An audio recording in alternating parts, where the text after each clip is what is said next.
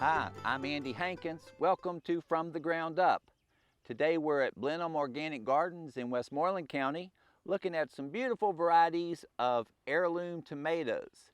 This variety in front of me is an Italian variety called Cor Debut, which has a different flavor and a different kind of appearance and taste from the tomatoes that many home gardeners often grow. This Italian variety is what we call an ox heart variety, and it is shaped sort of like a heart. It's very flavorful.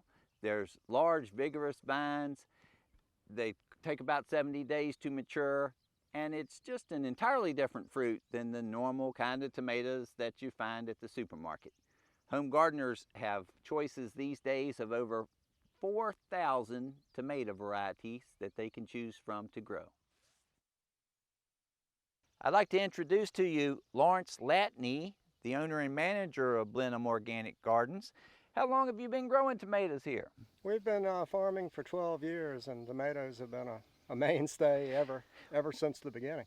With the heirloom varieties or any of the varieties of tomatoes that you grow, how do you make your selections as to what you're going to produce? Well, every year we look through the farm or the garden catalogs and look for seeds we haven't tried before, just to experiment with them. The green zebra that's growing right here is our first year of ever growing that crop, and mainly because it was an attractive photograph in the catalog. Please tell us about this heirloom variety, Lawrence. It's a Russian or Siberian variety called black plum. As you see, it's just a small plum tomato. This year it's a little bit smaller than normal because we don't have irrigation on these vines. But it's been a tried and true variety for us, and good example of an heirloom that we found that really works for us. We've grown it for at least 10 years. Trying to keep the crows away with our stuff, that works too. And Lawrence, here's another variety. What's the name of this heirloom? Well, it has the irresistible name of enzel.